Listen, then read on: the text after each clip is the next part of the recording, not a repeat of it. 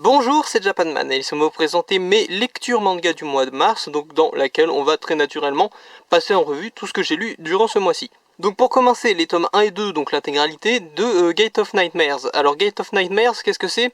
C'est une série par Hiro Mashima, donc au niveau du scénario, et au niveau du dessin c'est un autre dessinateur. Mais c'est intéressant pourquoi? Parce qu'en gros c'est adapté plus ou moins d'une sorte de jeu vidéo en mode un peu free-to-play,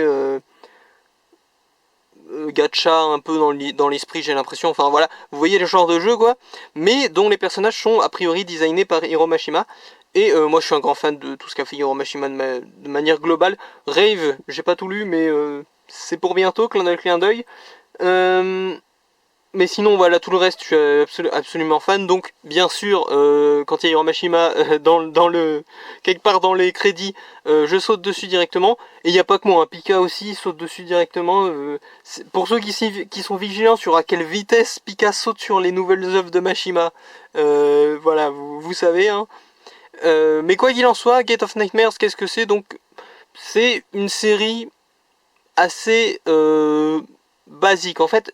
On sent quand même, alors c'est sympathique, ça se lit, ça permet de découvrir l'univers, ça donne envie que le jeu soit localisé en France, parce que malheureusement il n'est pas disponible en Occident tout court, je crois pas qu'il y ait de version anglaise non plus. Il n'y a qu'une version japonaise de ce que je sais, et souvent quand il y a une version japonaise, il y a aussi une version chinoise ou coréenne de temps en temps, donc peut-être qu'il y a aussi d'autres versions asiatiques, mais quoi qu'il en soit, en Occident il n'est pas disponible. Au moment où j'enregistre, peut-être que je mettrai du temps à monter et qui sera disponible d'ici là, mais je ne pense pas. Donc voilà, ça donne envie de découvrir l'univers, que le jeu soit localisé, parce qu'après je me suis renseigné, j'ai vu 2-3 cinématiques que j'essaierai de vous mettre à l'écran là, c'est plutôt joli quand même, ça a l'air intéressant comme jeu, mais voilà, ça reste qu'une mise en bouche, ça reste qu'une adaptation qui n'a pas pour ambition d'être sa propre histoire sur le long terme, vous voyez ce que je veux dire? C'est-à-dire on a des petites intrigues comme ça en découverte, on a une forme de conclusivité, voilà, il nous laisse pas juste en mode bon bah voilà c'est fini, mais un peu quand même, vous voyez? C'est-à-dire on les voit pas battre le big boss des méchants ou je ne sais quoi à la fin, c'est il leur arrive des aventures, à la fin de ce deuxième tome, ils ont fini l'aventure qui était en cours entre guillemets, mais ils ont pas sauvé le monde, ils ont pas c'est un peu on est un peu sur le même syndrome que le manga, l'adaptation en manga de Stank World pour ceux qui l'auraient lu. Vous voyez, c'est un peu ce délire là de ils arrêtent avant la fin. Et en même temps, tu m'étonnes, c'est un jeu service qui vient de sortir. Donc enfin vient ou je sais pas quelle était la réelle différence de temps entre la sortie du manga et la sortie du jeu d'origine, mais quoi qu'il en soit, c'est pas grand chose, quoi. C'est pas énorme comme différence de temps. Donc, tu m'étonnes qu'ils vont pas jusqu'à la fin de l'histoire. La fin de l'histoire ne doit pas encore être écrite au moment où je tourne et sans doute aussi au moment où la vidéo va sortir. Donc, en même temps, c'est un peu évident que ça allait pas aller jusqu'à la fin. Mais c'est un peu aussi le fait que ce soit une série courte qui fait ça aussi. Parce que si c'était une série ongoing, une série en cours, là, on aurait peut-être eu espoir que ça couvre tous les événements du jeu au fur et à mesure que les mises à jour sortent et les trucs comme ça. Mais là, pour le coup, voilà, c'est simplement une petite histoire sympathique pour découvrir l'univers. Peut-être que ça aurait plus d'intérêt pour vous si vous êtes un lecteur un peu lambda. Enfin, je veux dire pas un fan de Hiro Mashima quoi. Peut-être que ça aura plus d'intérêt pour vous si le jeu est disponible en anglais ou en français, comme ça fera une petite porte d'entrée, une petite découverte pour savoir si le jeu vous intéresse, vous voyez le genre. Mais là tout de suite, si vous n'êtes pas un fan de Mashima, c'est dispensable. Dispensable, mais intéressant quand même, parce que du coup c'est la seule porte d'entrée officielle qu'on ait, nous les occidentaux, dans cet univers. Donc ça reste en soi une petite curiosité. Mais voilà, sachez que a priori c'est pas un indispensable, c'est pas l'œuvre de Mashima qu'il faut absolument avoir lu. D'autant que, alors il est crédité au scénario et je crois qu'il a fait les chara-design, mais c'est pas l'œuvre dans laquelle il est le plus investi non plus. Donc pareil, c'est pas, si vous devez manquer un truc dans sa bibliographie, c'est peut-être ça. Sans vouloir diminuer quoi que ce soit, parce que ça reste une histoire très sympathique. Voilà. Alors ensuite, Dan Da Dan, tome 1 et 2. Donc j'ai eu ces deux tomes dans une espèce d'opération de découverte, hein, vous connaissez, deux tomes pour le prix d'un, c'est un truc qui se fait fréquemment, surtout pour les grosses séries des gros éditeurs. Donc là c'est chez Crunchyroll en l'occurrence, hein, si vous vous demandiez.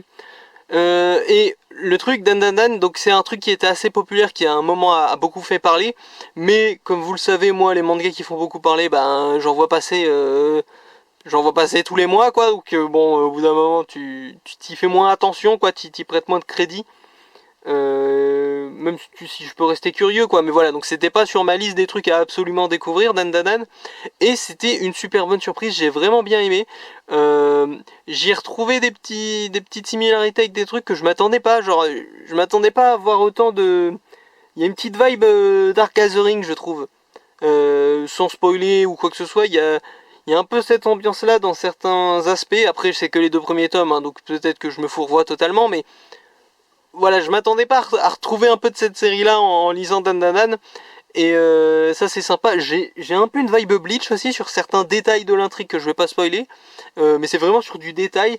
Donc pareil, c'est juste des petites vibes comme ça que j'ai d'autres séries que je m'attendais vraiment pas à voir sur cette série. Je savais pas trop de quoi ça parlait, très honnêtement. J'avais cru comprendre qu'il y avait des extraterrestres, et en lisant le synopsis, enfin en acquérant le manga, quoi, j'ai cru comprendre que c'était genre moitié extraterrestre, moitié fantôme, et l'idée me plaît assez déjà de base. J'aime bien les univers qui sont très fournis, où tout est possible, genre One Piece par exemple, c'est une des grandes forces de cet univers, je trouve, le fait que tu puisses avoir des dinosaures, des robots, des géants, des fantômes, ce que tu veux, et voilà, dans One Piece il peut y avoir un peu tout. Bah c'est un truc que j'aime bien dans les univers quand vraiment il peut y avoir de la magie, de la technologie, du machin. Donc le concept déjà de base de c'est à moitié fantôme, à moitié extraterrestre, ce qui se passe, c'est déjà plutôt intriguant, je dois avouer. Donc du coup, je m'attendais à rien. Finalement, en m'y intéressant un tout petit peu, j'y ai trouvé un petit intérêt. Et après avoir lu, c'est génial. Enfin génial. J'ai lu que 2 tomes encore une fois, mais honnêtement, si j'avais été dans une meilleure optique niveau budget, ça fait partie des séries que j'aurais pu être tenté de continuer. Genre quand j'ai fini de lire mes 2 tomes, je me suis sérieusement demandé, est-ce qu'il n'y a pas moyen que j'aille là m'acheter tout le reste des tomes qui sont sortis. Je me suis retenu parce que comme je vous l'ai dit, niveau budget, j'ai pas trop forcé non plus. Et en plus, j'ai déjà pas mal de séries en cours, hein. Honnêtement, je dois en avoir autour d'une... Généralement, j'en ai autour d'une cinquantaine. J'essaye de faire diminuer, mais j'y arrive pas trop, donc ça stagne généralement autour d'une cinquantaine de séries en cours. Séries que je suis sérieusement, hein, bien entendu, parce que des séries que je suis pas, il y en a plein. Mais voilà, donc Dan Da Dan, ultra bonne surprise. Je vais pas vous spoiler parce que je trouve que la dynamique s'installe de manière plutôt intéressante, et j'ai pas envie de vous la dévoiler plus que ça, très honnêtement. Juste que c'est une très bonne surprise. Je crois que l'animé, alors soit au moment où cette vidéo je la tourne, il est en cours de diffusion, soit il va bientôt être diffusé. Enfin, il a été annoncé en tout cas, ça c'est sûr. Donc quoi qu'il en soit, je crois, je crois, mes souvenirs reviennent. Je crois qu'il est en train d'être diffusé au moment où je tourne. C'est ça. Donc, si ça vous intéresse, jetez peut-être un coup d'œil à l'animé. Moi j'ai resté sur le manga, mais malheureusement je vais pas pouvoir continuer bientôt là comme ça. Mais c'est dans le haut du panier des trucs que je prévois peut-être de continuer un jour. Donc Dan Dan Dan, extrêmement bonne surprise vraiment. Je suis pressé d'en lire plus très honnêtement, mais malheureusement je pense que c'est pas pour tout de suite. On enchaîne avec une autre découverte d'un autre pack découverte de pour le prix d'un. Undead Unluck. Alors Undead Unluck, ça m'a toujours un petit peu intrigué parce que c'était un de ces mangas du Shonen Jump, mais qui avait l'air plutôt du côté comique de la force. Vous voyez ce que je veux dire? Genre quand tu voyais un artwork de Undead Unluck au milieu des autres gros mangas du Shonen Jump que les gens se hypaient autour, tu voyais bien que c'était un peu plus comique. Undead Unluck, c'était un peu plus foufou. Et du coup, c'est celui qui m'intriguait le plus souvent dans ce lot-là, sans que je franchisse le pas de m'y intéresser activement. Donc du coup c'était une plutôt bonne surprise de voir ça enfin c'était pas vraiment une surprise, mais voilà, c'était plutôt agréable de voir ça en pack découverte. Et du coup bah, je m'y suis mis, et plutôt sympa aussi comme série. Alors je m'attendais pas à ce qu'il fasse autant pâle figure entre gros guillemets par rapport à Dan Dan Dan, très honnêtement.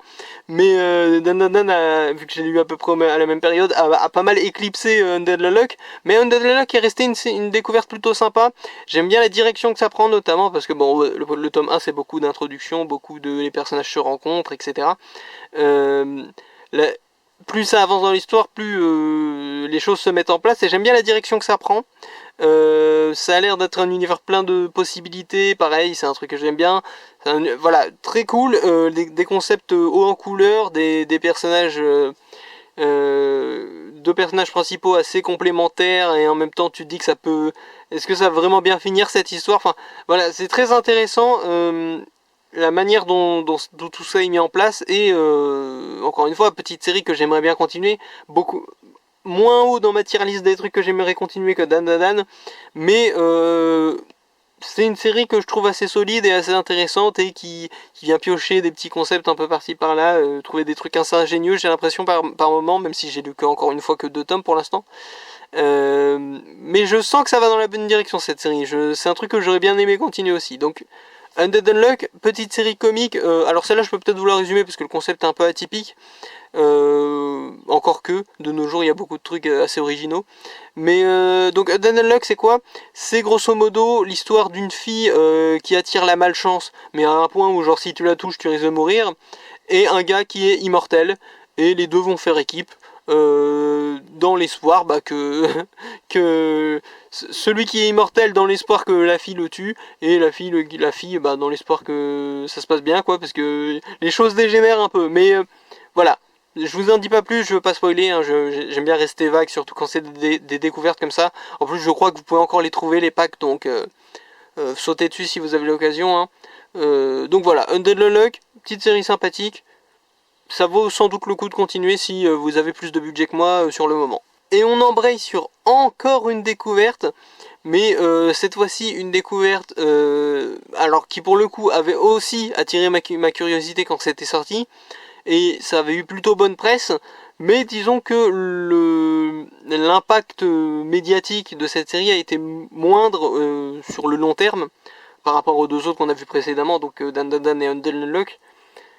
Et du coup le truc c'est que j'étais intrigué, mais c'était peut-être pas non plus la série que j'attendais le plus au monde, vous voyez, c'est pas le truc que je voulais absolument lire, tout en étant digne d'intérêt, je trouvais en tout cas.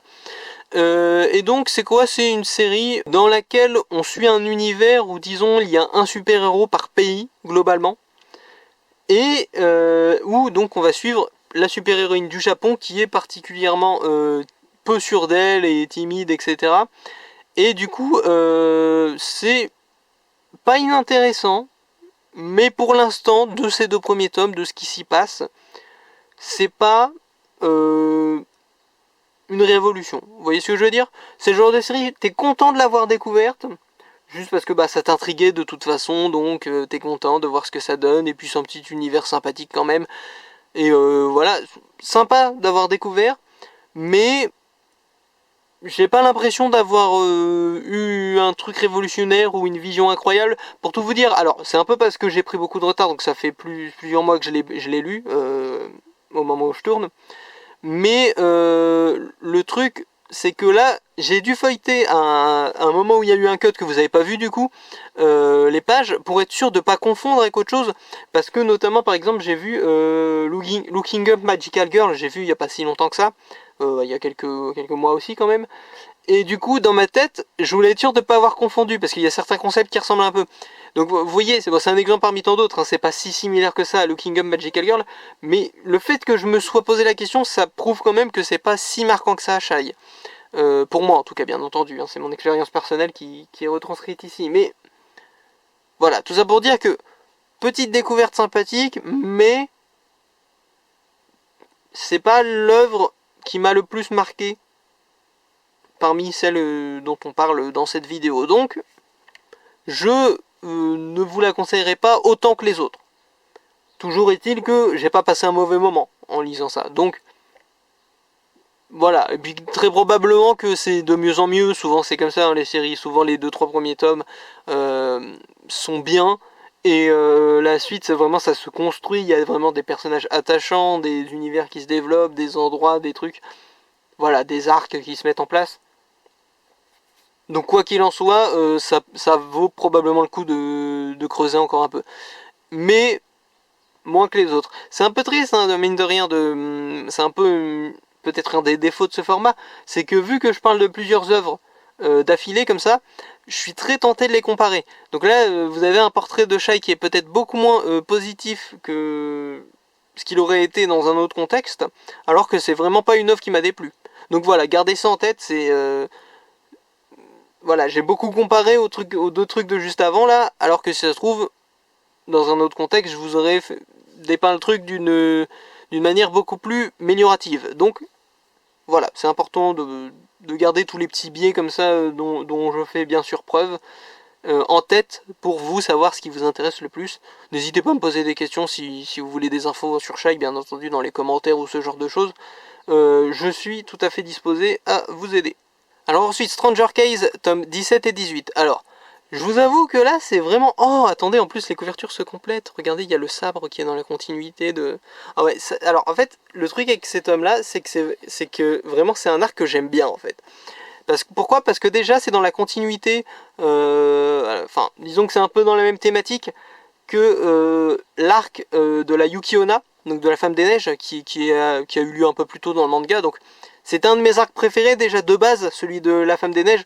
Donc là, le fait que ce soit pratiquement la suite, enfin, d'une certaine manière, sans vous spoiler ce qui s'y passe, ça en fait un arc que j'apprécie particulièrement. Donc ces deux tomes-là sont plutôt cool, je trouve. En plus de ça, on a un peu outrepassé tout ce fil rouge de la cousine qu'il fallait retrouver là plus tôt dans la série, qui était un peu le gros objectif jusque là. Donc c'est aussi cool de voir un peu l'au-delà, parce que vous voyez, quand il y a un objectif comme ça dans une série et qu'ils mettent 20 ans à y arriver, quand ils finissent par y arriver, t'es très curieux de ce qui se passe après. Donc là ça rajoute voilà encore un peu d'intérêt à tout cet arc et à tous ces deux tomes là. Donc vraiment une partie qui m'a beaucoup plu de Stranger Case. Cette série en a encore sous le pied, ce qui est cool, parce que vu que le rythme est un peu irrégulier, je crois, de parution, enfin en tout cas c'est le sentiment que j'ai, je vous avoue que j'ai pas vérifié exactement, mais à l'achat comme ça, j'ai le sentiment que les tomes de Stranger Case sortent à un rythme un peu aléatoire, et du coup, ça fait plaisir comme ça de s'être remis dedans de manière aussi forte et aussi concrète. Vous voyez, parce que du coup, vu que j'ai lu les deux tomes d'affilée, moi en plus, donc vraiment l'expérience était complète et était vraiment sympathique. Je suis très très content de cet arc et j'espère qu'il y aura de nouvelles petites pépites comme ça dans la suite de la série.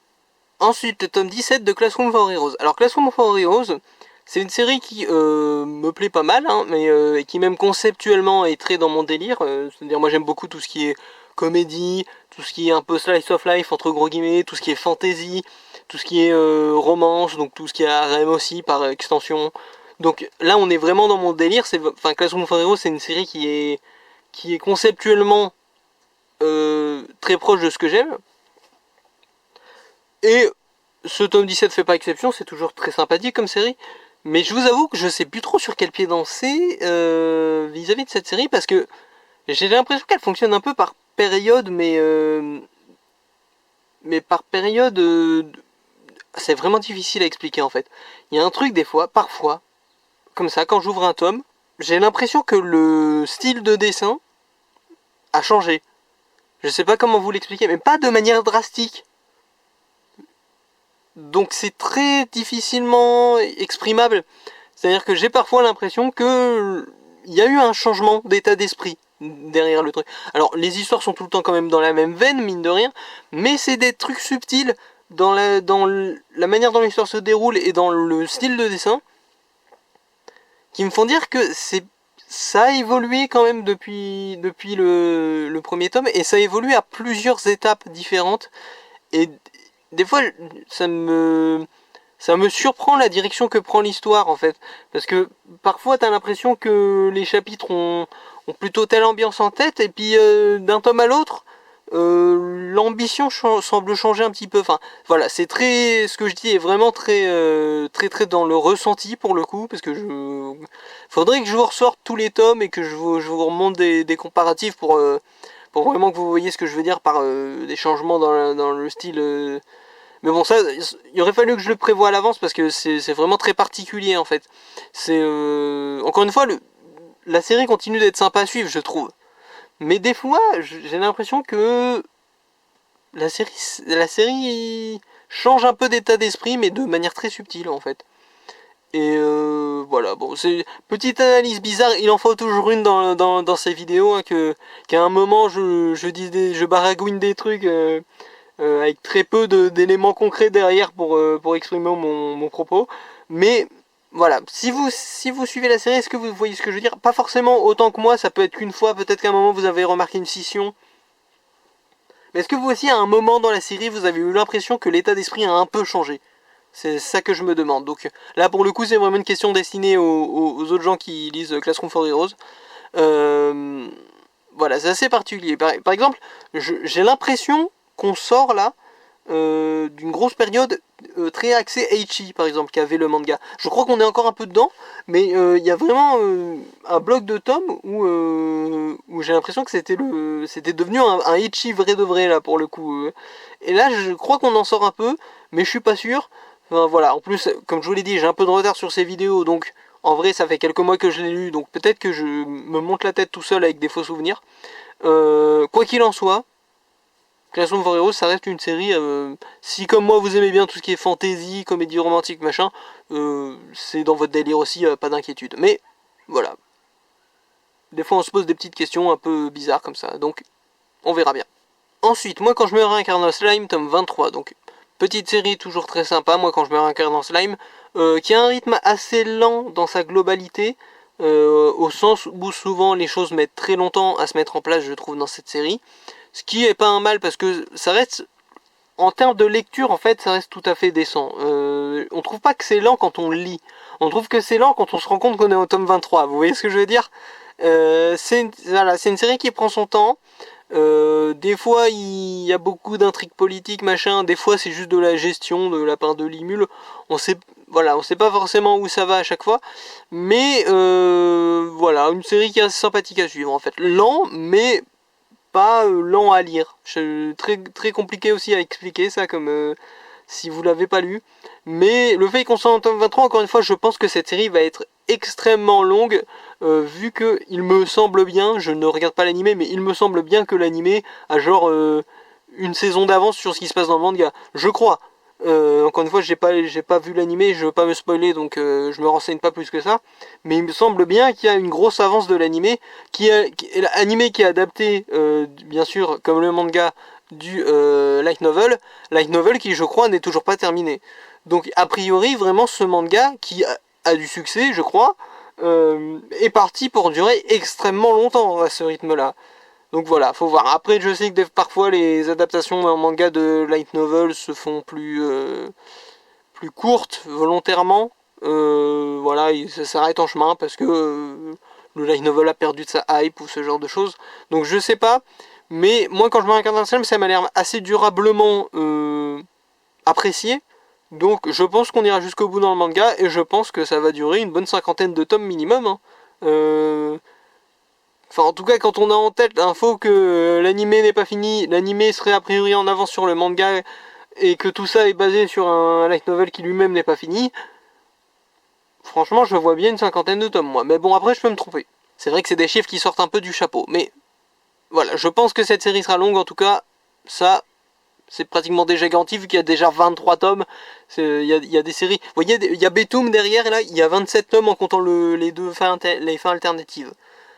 Donc 23 tomes, c'est quand même un beau bestiau comme nombre de tomes pour un manga. Et je vous dis, c'est clairement pas fini. Ensuite, on a Bakemonogatari tome 19. Donc on est proche de la fin du manga. Malheureusement, hein, moi qui étais si content d'avoir ce que je pensais devenir un hub de la série des Monogatari, vous voyez. Moi j'étais vraiment content de voir que après, enfin qu'ils adaptaient Kizumonogatari, Nekomonogatari, etc. Dans le manga Bakemonogatari parce que c'est tout un truc en moins à gérer par rapport à si je regardais l'animé par exemple. Vous voyez, j'ai pas à me poser la question, ah, est-ce que je regarde la saison 1, ensuite je fais un autre animé, puis la saison 2, et la saison 2 d'un autre animé, et machin, et... Non, là, juste vous pouvez tout lire, et c'est un vrai plaisir. Donc, voilà, triste que ça s'approche de sa fin. Là, on est encore sur des délires de vampires et de chats, si vous vous demandez, hein, où on en est dans l'histoire à peu près. Donc on doit encore être dans du Nekomonogatari ou un truc comme ça. Et voilà, c'est à peu près tout, j'ai pas envie de spoiler, on est vers la fin de la série, on est vers la fin de la partie Neko, Monogatari, Vampire, tout ça, tout ça. Donc, je vais pas rentrer dans les détails. Tout ça pour dire que je suis très content que cette série existe en manga. Je suis aussi très content d'avoir sauté le pas de la commencer parce que c'était pas garanti, j'hésitais beaucoup au début. Voilà, donc très cool d'avoir découvert Bakemonogatari. J'espère que la fin sera satisfaisante. Et après, je réfléchirai peut-être à embrayer sur l'animé, très honnêtement. J'attendrai un peu à mon avis, pour être sûr qu'il n'y ait pas eu Bakemonogatari 2 en manga. Enfin, entre gros guillemets, hein, ça s'appellera sans doute pas comme ça.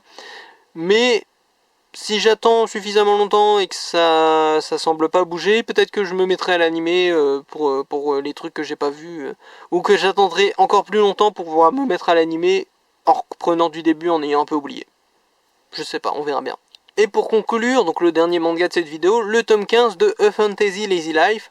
Donc A Fantasy Lazy Life, série très axée politique, enfin en tout cas géopolitique même j'ai envie de dire, enfin ça concerne surtout des transactions, des non-dits, des petits ajustements entre les pays. Enfin, voilà, il y a beaucoup de négociations, il y a beaucoup de diplomatie. Voilà, je sais qu'il y a des waifus par exemple sur toutes les couvertures, avec le gars qui est un tout petit là en chibi, mais c'est pas tellement un manga de romance en vrai de vrai, hein, très honnêtement. Genre, là, on est encore à un stade où il y a un personnage qui est clairement romancé ou romançable. Enfin, il y a une seule waifu officielle du héros là pour l'instant, et une deuxième un peu officieuse, et peut-être une troisième. Voilà, c'est le manga, alors qu'on est au tome 15, hein, donc si c'était une romance, enfin si c'était une romance un peu haramesque, tout ça, comme pouvait le laisser présager le synopsis et la façon dont se développait au début l'histoire, on serait beaucoup plus loin que ça, je pense. Là, on est vraiment à un stade où il y a genre 2 waifus et on est au tome 15. Donc, vous attendez pas, si vous êtes un gros fan de romance comme moi, à ce que ça aille à fond dans la romance. En tout cas, pas la romance haramesque, la romance tout court à la limite, c'est vrai qu'il y a des moments plutôt mignons. Mais voilà, donc c'est plus un truc de négociation un peu géopolitique, de manœuvre et de diplomatie, plus que de romance. Ce qui n'est pas pour me déplaire, parce que j'aime bien cette petite série, donc sur un gars qui a été isekai dans un monde de fantasy et qui est roi, parce qu'il a épousé la reine, et du coup il essaye d'apporter sa pierre à l'édifice avec ses connaissances, lui qui ne devait être à la base qu'un roi